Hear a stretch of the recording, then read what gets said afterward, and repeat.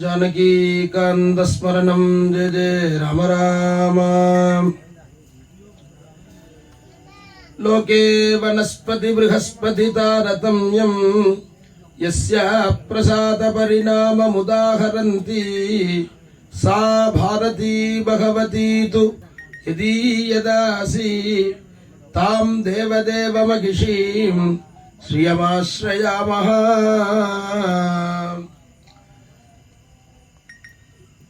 லோகத்தில் ஜனங்களுக்கு ஒவ்வொருத்தருக்கும் ஒவ்வொரு விதமான அபிலாஷைகள் அவர்களுடைய சந்தர்ப்பத்துக்கு தகுந்தால் போல ஏற்படுறது. இது ஏதோ பணம்னு மட்டுமில்ல, ஆரோக்கியம்னு மட்டுமில்ல, இதற்கு முடிவே கிடையாது. எப்படி சமுத்திரத்தில் அலை ஓயறது இல்லையோ அது மாதிரி மனிதனுக்கு விருப்பம்ங்கிறது ஓயறதே கிடையாது. படுத்த படுக்கையா இருந்து இன்னும் எப்ப என்ன தெரியாத இருக்கக்கூடிய சந்தர்ப்பத்துல கூட ஏதோ ஒரு பிரார்த்தனை இருக்கு, ஒரு அபிலாஷைகள் இருக்கு. இது இந்த மாதிரி ஒரு ஸ்திதியில இது பகவான் இந்த நமக்கு வேணுங்கிற க்ஷேமங்களை கொடுக்கிறார் அப்படின்னு சொன்னாலும் கூட பகவானும் சுயமா கொடுக்கறது இல்ல, தாயாருடைய அபிப்பிராயத்தை தெரிஞ்சுன்னுதான் கொடுக்கிறார். தாயார் யாரை பார்த்து இவனுக்கு இதை கொடு, இவனுக்கு இதை கொடுக்காதேன்னு புருவ நெருப்புனால காண்பிக்கிறான்னு பூர்வாச்சாரியர்கள்லாம் வர்ணிக்கிறார். தாயாருடைய புருவம் யாரை பார்த்து அதை வசத்தி தூக்குறாளோ அவளுக்கு க்ஷேமத்தையும், யாராருக்கெல்லாம் புருவத்தை தாழ்த்தி காண்பிக்கிறாளோ அவளுக்கெல்லாம் க்ஷேம குறவும் ஏற்படுறது அப்படின்னு சொல்லி பூர்வாச்சாரியர்கள்லாம் வர்ணிக்கிறார். அப்படி எத்தனையோ அபிலாஷைகள் இருக்கக்கூடிய பக்தாளுக்கெல்லாம் தாயார் மூலமா தான் பெருமாளுடைய கிருபையை அடைய முடியும் அப்படிங்கறத நமக்கு புரிஞ்சுக்கிறோம். இதுல உலகத்துல ரொம்ப பிரகஸ்பதி ரொம்ப படிச்சவன் அப்படின்னு சொன்னா இதுல ரொம்ப யாரு ஒஸ்தி அப்படின்னா படிப்புல பிரகஸ்பதிய சொல்றது. அதே மாதிரி ஒண்ணுமே தெரியாம ஒருத்தர்ந்தான்னா மரம் மாதிரி நிக்கிறையே அப்படிங்கிறதுக்கு வனஸ்பதிங்கிறது. இந்த ரெண்டு தாரதமியம் இருக்கு. இது யாருனால ஏற்படுறதோ அந்த சரஸ்வதி தாயாருக்கு நிச்சயம் சேவை பண்றாளாம். சா பாரதி பகவதி யதீய தாசி, தாசனாக இருந்து தாசியாக இருந்து கைங்கரியம் பண்றாளாம் மகாலட்சுமிக்கு. அப்படி இருக்கக்கூடிய மகாலட்சுமியை நான் ஆசிரியிக்கிறேன் அப்படிங்கிறார். இப்படி மகாலட்சுமியுடைய கிருபைங்கிறது அவர் தன்னுடைய சொந்த அபிப்பிராயத்துக்கு பண்ணாம லக்ஷயாமி ஜெகத் சர்வம் புண்ணியா புண்ணிய கிருதா கிருதே மகனீயாத சர்வத்திர மகாலட்சுமி பிரகீர்த்திதா அப்படிங்கிறது. லக்ஷயாமி ஜெகத் சர்வம், ஜெகத்துல மனிதன் பண்ணக்கூடிய பாப புண்ணியங்களை பார்த்து அதுக்கு தகுந்தால் போல க்ஷேமத்தையும் சிரமத்தையும் மாத்தி மாத்தி இந்த தோலனம் பண்ணி கொடுக்கிறார். அந்த தராசுல வச்சு இவன் இவ்வளவு புண்ணியம் பண்ணிருக்கானா இவனுக்கு இவ்வளவு கிருபை பண்றது, இவ்வளவு பாவம் பண்ணிருக்கானா இவனுக்கு இந்த சிரமத்தை கொடுக்கறதுன்னு இப்படி இந்த ஆலோசனை பண்றதுனாலதான் லட்சுமின்னு பேரு அப்படின்னு இந்த மகனியர்கள்லாம் என்ன லட்சுமின்னு கொண்டாடுறான்னு தாயாரே சொல்றார். மகனீயாத சர்வத்திர மகாலட்சுமி பிரகீர்த்திதா அப்படிங்கிறார். அப்படி இருக்கக்கூடிய மகாலட்சுமிய பத்மத்தினால ஆராதிக்கும்படியான ஒரு ஹோம கிரமம் ஸ்ரீவைகானச பகவத் சாஸ்திரத்துல சொல்லப்பட்டிருக்கு. இந்த ஹோம கிரமம் ராஜஸ்ரீன்னு பேரு. இந்த ஹோமத்தினுடைய இந்த முறைக்கு ராஜஸ்ரீ யாகம்னு பேரு. 1,00,000 தாமரப்பூனால அம்பால ஆராதிக்கணும் அப்படிங்கிறார். 1,00,000 தாமரப்பூனாலன்னா ஒரு நாளைக்கு 11,000 தாமரப்பூ வீதம் 9 நாளைக்கு நாம இந்த ஹோமத்தை பூர்த்தி பண்றோம். அதற்கு நேற்றைக்கு தினம் காலம்பர உத்தரவல்கினி நட்சத்திரமானதுனால நேற்றைக்கு ஆரம்பிச்சு பெருமாளிடத்துல பிரார்த்தனை பண்ணி சங்கல்பம் பண்ணிட்டு மிருத்சங்கிரகணம் பண்ணி அங்குரார்ப்பணம் பண்ணி யாகசால பிரவேசத்துக்கு வாஸ்து சுத்திகள் எல்லாம் பண்ணிட்டு இதுல இந்த குண்டத்துல இன்னைக்கு காலம்பர தாயார வரவழைச்சு பூஜை பண்ணிருக்கோம். கலசத்துல இந்த யாகசாலைக்கு தேவையான இந்த அக்னிய மதனம் அப்படிங்கறதான அரசமரக்கட்டையில இருந்து கடைஞ்சு எடுத்து உன்னதமான அக்னியை இதுல ஸ்தாபனம் பண்ணி, ஏன்னா நாம பண்ணக்கூடிய ஹோமங்களை தாயாரிடத்துல கொண்டு சேர்க்கக்கூடிய ஒரு பெரிய கைங்கரியத்தை அக்னி பகவான் தான் பண்றார். அப்ப அந்த அக்னியுடைய ஒரு உன்னதத்துவம் வேண்டிருக்கு. அந்த அக்னிய அரசமரக்கட்டையில இருந்து கடைஞ்சு எடுத்து இதுல கலந்துக்கக்கூடிய ஆச்சாரியர்களுக்கெல்லாம் சுத்திக்காக பஞ்சகவ்யங்கள் எல்லாம் கொடுத்து அவள் இந்த ஹோமத்துக்கு தகுதி உள்ளவர்களாக பண்ணி இந்த ஹோமம் ஆரம்பிச்சு இன்னைக்கு 11,000 ஹோமம் பூர்த்தி ஆயிருக்கு. ஆர்திராம் புஷ்கரணீம் புஷ்டிம் சுவர்ணாம் ஹேம மாலினீம். தாயார பத்தி எங்க சொன்னாலும் தங்கத்தையும் தாமரையும் சொல்லாம இருக்கவே மாட்டேன். பொதுவா தாயார பத்தின ஒரு தியானம் பார்த்தோம்னா பெரும்பான்மையா ஒண்ணு அதுல தங்கம்ங்கிற வார்த்தை வந்துடும், ரெண்டாவது தாமரைங்கிற வார்த்தை வந்துடும். 199 இது ரெண்டும் சொல்லாம தாயாரை பத்தி சொல்லவே முடியாது. தங்கத்திலையும் தாமரையிலையும் தாயாருக்கு ரொம்ப பிரியம்.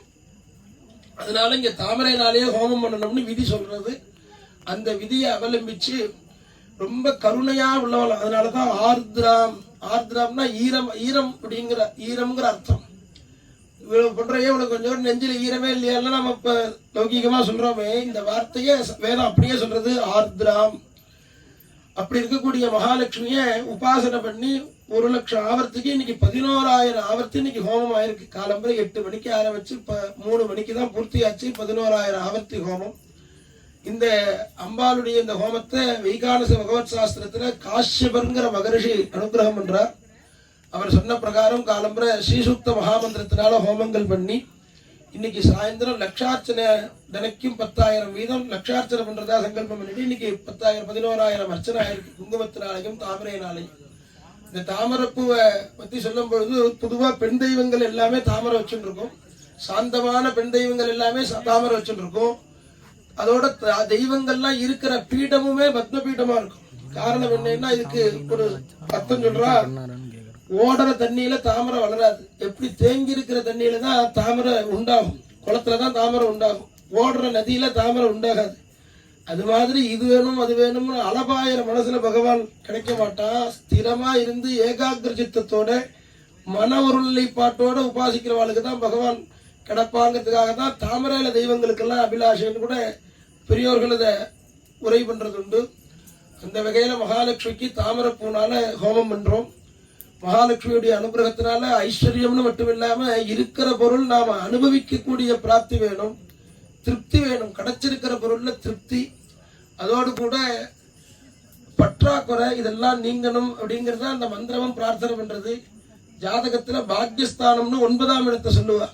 இந்த 9ஆம் இடத்துக்கு அதிபதி அவன் 3, 6, 8, 12 மறைவு ஸ்தானம், நீச்சம், பாவிகளோட சேர்ந்திருந்தாலோ பாவிகளால பார்க்கப்பட்டிருந்தாலோ இதெல்லாம் இருந்ததுன்னா நிறைய செல்வம் இருக்கும். அந்த செல்வம் இவாளுக்கு அனுபவத்துக்கு இருக்காது. வாகனம் இருக்கும், இவா வண்டி எடுத்துட்டு போகும்போது அது பஞ்சரா போகும், பெட்ரோல் இல்லாம நிற்பா, ஆபரணங்கள் இருக்கும் போட்டுக்க முடியாது. கிராமத்துல பெரிய கடல் மாதிரி வீடு இருக்கும், டவுன்ல 10க்கு 10 வீட்டுல சிரமப்படுவா. இதெல்லாம் என்னன்னா தாயாருடைய கிருபை இல்லை. என்ன போகம்னு ஒண்ணும், திரவியத்தினுடைய லாபம்னு ஒண்ணும், அதை அனுபவிக்கக்கூடியதுக்கு தான் போகம்னு பேரு. அது சுக்கிரன் தான் தேவதை. இந்த சுக்கிரனுக்கு தேவதை அதிதேவதையா இருக்கக்கூடியது மகாலட்சுமி. அப்படி இருந்தா தான் அது கிடைக்கும். அபூதி அசமிருத்யுஞ்ச சர்வான் நிர்ணுத மேகிருஹாத். என்னிடத்துல ஐஸ்வர்யங்கள் குறைவில்லாம இருக்கிறதுக்கும் பற்றாக்குறை இல்லாம இருக்கிறதுக்கும் இருக்கிற பொருளை அனுபவிக்கிறதுக்கும் இருக்கிற பொருளை திருப்திக்கும். திருப்தாம் தர்ப்பயந்தி. என்ன திருப்தியை கொடுக்கணும். இருக்கிற பொருள்ல திருப்தி இருந்துருத்தோம்னா அதுக்கு மேல ஒரு ஐஸ்வர்யமே கிடையாது. பற்றாக்குறையும் மனசுல நாம இருக்கிற கிடைச்சிருக்கிற பொருள்ல சந்துஷ்டியும் இருக்கணும்னா அதற்கு தாயாரை தான் உபாசிக்கணும். இது ஒரு பெரிய சந்தர்ப்பம். இங்க வேத பூமிங்கிறதுக்காக ஒரு வியாஜம், வேத பூமிங்கிறதுக்காக இந்த யாகம் பண்றோம். எல்லா பக்தாலும் இங்க அவசியம் வந்து சேவிக்கணும். தாயாரை பத்தி எந்தெந்த இடத்துல எல்லாம் சொல்லும் பொழுதும் கடாட்சத்தை தான் சொல்றான். கடாட்சம்னா அந்த பார்வை. ஸ்ரீமன் வந்த கடாட்சலப்த விபவ பிரம்மேந்திர கங்காதராம் துவாம் திரைலோக்கிய குடும்பினீம் சரசிஜாம் வந்தே முகுந்த பிரியாம்னு தாயாருடைய தியானத்தை சொல்லும் பொழுது உன்னுடைய அந்த மந்தமான கடாட்சத்தினாலதான் பிரம்மா பிரம்மாவா இருக்கார், இந்திரன் இந்திரனா இருக்கான், பரமேஸ்வரன் பரமேஸ்வரனா இருக்கார். அந்த கடாட்சத்தை என் மேல போடணும். அப்படி தாயாருடைய கடாட்ச விசேஷத்தினால அத்தனை ஐஸ்வர்யத்தை அடைஞ்சா தேவர்கள்னு போய் சொல்றான். அது மாதிரி இங்க வந்து ஹோமத்தை தரிசிக்கணும். கோவிந்தபுரத்துல காவேரி கரையுடைய வடக்கு புறத்துல பின்னாடி பாடசாலை கட்டிடங்கள்லாம் வரக்கூடிய இந்த ஸ்தானத்துல இப்ப தாயாரை வச்சு 10 நாள் பூர்த்தியா ஆராதிக்கணும். ஒரு நாளைக்கு காலம்பர திரிசதி, காலம்பர பூஜை, சாயந்தரம் எல்லாம் ஸ்ரீசுக்த மகாமந்திரத்தை சொல்லியே பூஜை. இது ஒரு பெரிய பாக்கியம். தாயாருடைய அந்த அருள் கடாட்சமான பார்வை எல்லா இடமும் படுறது. இதுல தாயார் முன்னாடி நின்று ஒரு நமஸ்காரம் பண்றது, பிரார்த்தனை பண்றது. சாபராதோஸ்மி சரணம் பிராப்தஸ்துவாம் ஜெகதம்பிகே இதானீம் அனுகம் யோகம் எதேச்சசி ததா குரு. இதெல்லாம் பிரார்த்தனை. எத்தனை அபராதம் பண்ணினாலும் அவன் ஒரு வாட்டி ஜெகதம்பா அப்படின்னு சொல்லிட்டான்னா அவன் கிடைக்கக்கூடிய ஒரு உயர்வு பிரம்மாதி தேவர்களுக்கும் கிடையாது அப்படின்னு போய் இந்த அம்பாளுடைய ஸ்தோத்திரங்கள்லாம் வர்ணிக்கிறது. தாயாருக்கு கருணை கூட. அதனாலதான் ராஜாக்கள் எல்லாம் யாகம் பண்ணி பெருமாளை குழந்தைய அடையறதுக்கெல்லாம் யாகம் பண்ணினா, உடனே சுவாமி 12 மாதம் கர்ப்பவாசம் பண்ணார், குழந்தை பிறந்தாரெல்லாம் பார்க்கலாம். தாயார் கர்ப்பவாசம் பண்ணான்னே புராணமே பார்க்க முடியாது, ரொம்ப ரேர். என்ன யாகம் பண்றதுக்கு யஜ்ய பூமி விழும்பொழுதே குழந்தை கிடைச்சிடும். அந்த யஜ்யத்துக்கு ஆரம்பத்தும் பொழுதே தாயாருடைய கடாட்சம் கிடைச்சிருங்கிறது தான் இதனுடைய ஒரு விசேஷம். இப்படி இன்னைக்கு இருக்கிற லௌகீகத்துல ஹோமத்தை காணொலி வாயிலா பார்த்துடலாம், இங்க சொல்லக்கூடிய மந்திரங்களை கேட்டுடலாம், பிரசாதம் கூட நாம ஏதாவது அமைச்சவா ஸ்வீகரிச்சுடலாம். புகை இங்க வந்தா தானே கிடைக்கும். இந்த புகை, இந்த மந்திரத்தோட கூடின ஹோமம் பண்ணிட்டுதான புகை எல்லாருக்கும் இங்க கிடைக்கணும். அது ஒரு 10 நாளா அதனாலதான் வச்சிருக்கோம். யாராருக்கெல்லாம் வாய்ப்பு இருக்கோ அவெல்லாம் அவசியம் இங்க காலம்பரிய சாயந்தரம் நடக்கக்கூடிய இந்த கைங்கரியங்கள்ல பங்கு கொள்ளணும். காலம்பரில தாமரப்பு ஹோமம் பார்க்கலாம், 3-3.5 மணி நேரம் நடக்கும். சாயந்தரத்துல இந்த ஸ்ரீசதாஷ்டகம்னு அம்பாளுடைய பெருமையை சொல்லக்கூடிய 100 நாமாவளிகள்னால ஹோமம் பண்ணி பூர்ணாகுதி உடனே தாயாருக்கு ஆராதனங்கள்லாம் நடக்கும். பத்மத்தினால நடக்கக்கூடிய ஹோமங்களை பார்க்கணுங்கிறவா காலம்பர வேலையில தரிசனம் பண்ணணும்.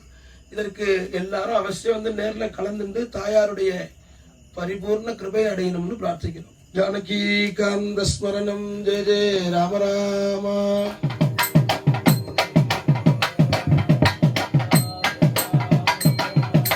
विष्णुर्विचक्रमे पृथिव्या सप्तधामभिः इदं विष्णुर्विचक्रमे त्रेधा निदधे पदम् समूढमस्य पागुं सुरे त्रीणि पदा विचक्रमे विष्णुर्गोपा अताभ्यः ततो धर्माणि धारयन् विष्णोः कर्माणि पश्यत यतो व्रतानि पस्पशे इन्द्रस्य योज्यः सखा तद्विष्णोः परमं पदकं सदा पश्यन्ति शूरयः दिवीव चक्षुराधतम् तद्विप्रासो विपन्यवो जागृवागुं सस्समिन्धते विष्णोर्यत्परमं पदं सत्यः सत्यस्तः सत्यलोकस्थः सत्यः सञ्जनित्रमासीत् सत्यसत्याय रंहसे श्रिये जातः श्रिय आनिर्याय श्रियं वयोजनदृभ्यो दधाति श्रियं वसानामृतत्वमायन् भवन्ति सत्याः समिधामि दद्रु हिरण्यवर्णां हरिणीं सुवर्णरजतस्रजां चन्द्रां हिरण्मयीं लक्ष्मीं जातवेदो महावः ओमी देवी वसुन्धरा स्यात् वसुधा देवी वासवी ब्रह्मवर्चसः पितॄणाविश्रोत्रं चक्षुर्मनः भूमिर्भौम्नाद्योर्वरिणान्तरिक्षं महित्वा उपस्थे देदेव्यदिदेऽग्निमन्नादमन्नाद्यायादधे सप्तते अग्ने समिधः सप्त जिह्वा सप्त ऋषयः सप्तधाम प्रियाणि सप्तहोत्राः सप्तधात्वा यजन्ति सप्तयोनिरावृणस्वा घृतेन स्वाहा ऋतुधान विद्वाननुष्टुघृतेन पूर्णमाहुतिं जुहोमि मनसा प्रजापतये स्वाहा ओम नारायणाय विद्महे वासुदेवाय धीमहि तन्नो विष्णु प्रचोदयात् ओम दामोदराय विद्महे रुक्मिणी वल्लभाय धीमहि तन्नः कृष्ण प्रचोदयात् ओम महादेवी च विद्महे विष्णुपत्नी च धीमहि तन्नो लक्ष्मी प्रचोदयात् ओम पूर्णाहुतिमुत्तमां जुहोमि सर्वमेवाप्नोति अतो यं मे